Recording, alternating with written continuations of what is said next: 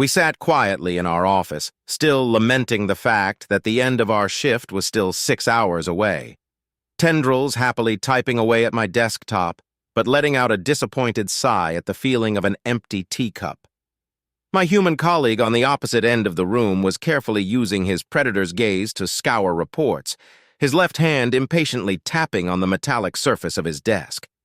It was quiet, save for the occasional fidget, impatient tap, or the sound of the clock ticking away on the wall. "Hey, Thrag!" "Yes, human friend Marcus?" I replied as he suddenly broke the calm. "Just Marcus?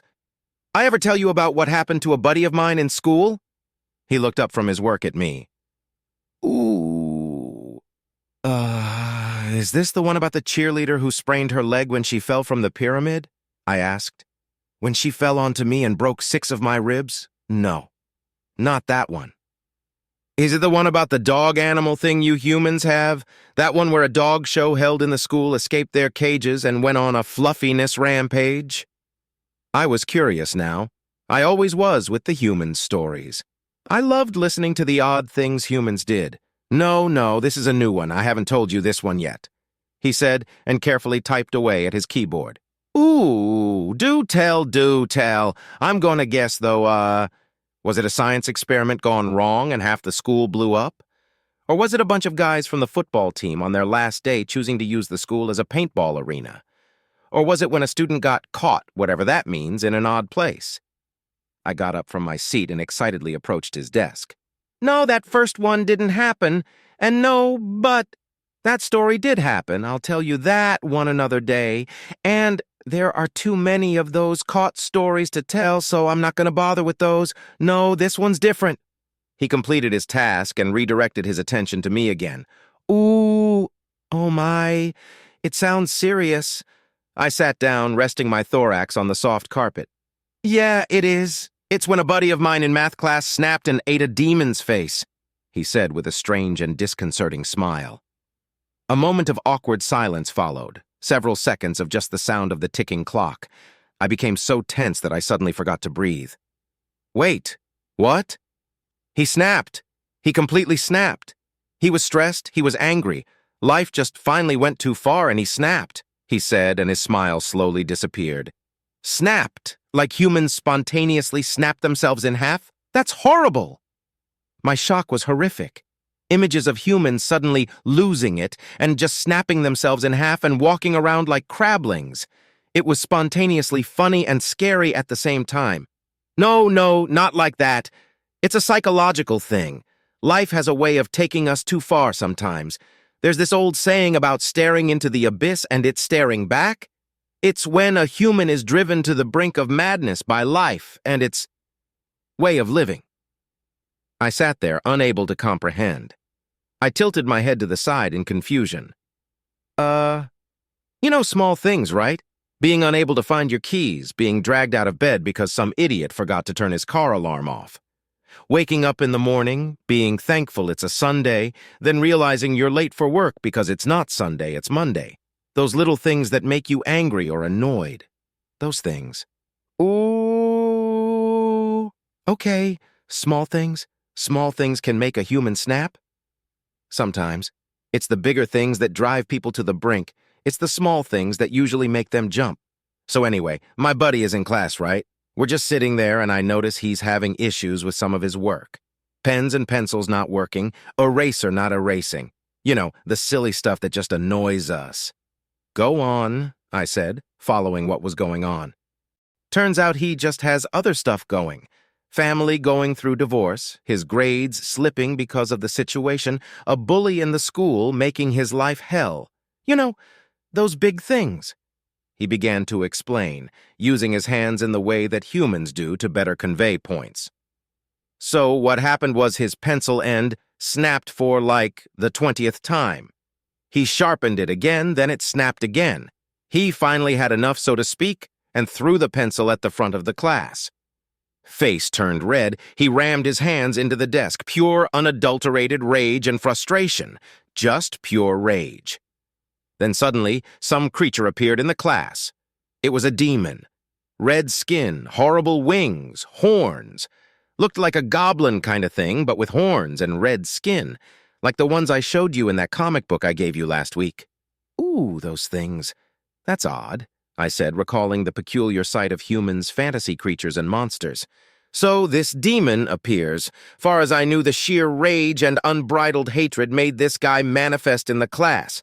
My buddy jumped at him and slammed him in the wall, then began beating the absolute tar out of the demon. I blinked. I didn't even know I could blink, but I blinked. His first instinct was to attack? A demon, a spawn of the underworld, and a human's first instinct is to attack? Okay, then.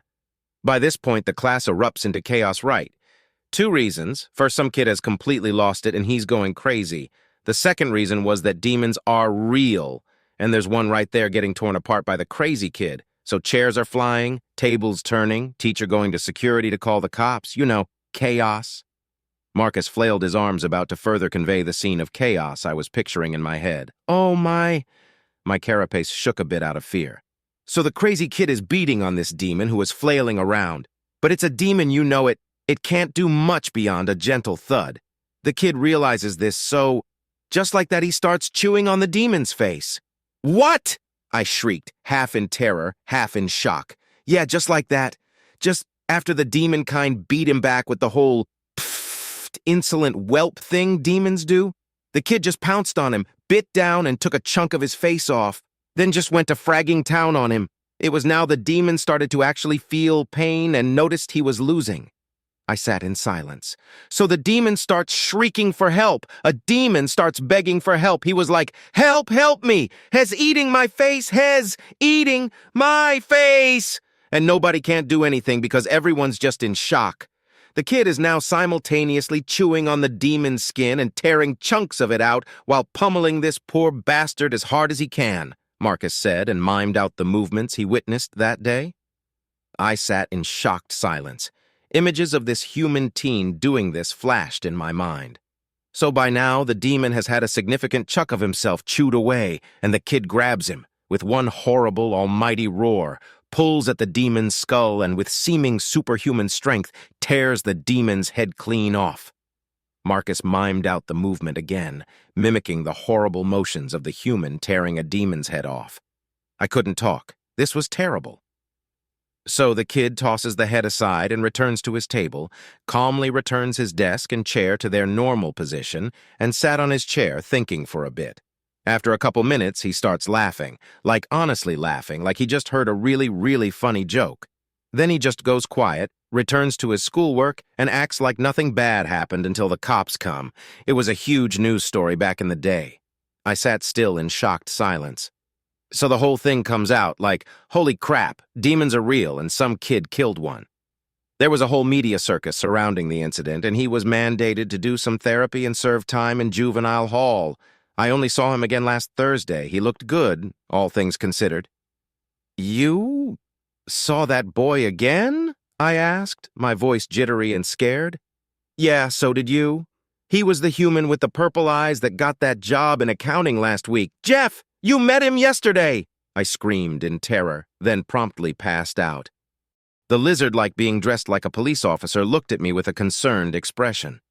So, that is all that happened? You told him a story?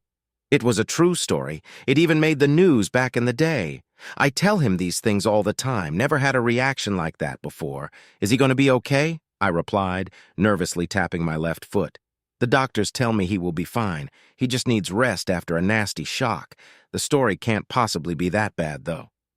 The cop said and directed us to sit in the waiting room. It's a new story from years ago. I was in the class with a friend of mine when it happened. He recently joined my accounting firm, too. Good to see him. I replied and tried to rest. So, what is this news story exactly? The cop asked. Sec? I hurriedly pulled out my tablet and got a link to the relevant news articles and archive.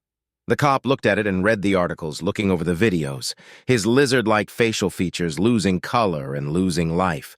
It was at this moment my old buddy Jeff walked in. Hey, dude, what's going on? Thrag is in emergency, had a bit of a scare, so I'm here until his fam gets here. Why are you here? I asked, shaking my purple-eyed friend's hand. Boss told me to find you, said to take the rest of the day off. What's up with Thrag, though? Oh, hello, officer. Jeff smiled at the policeman and extended a hand in hello. The police officer noted Jeff's purple eyes and the purple eyes of the teenager in a news clip proudly holding aloft a demon's severed head. He screamed in terror, then passed out.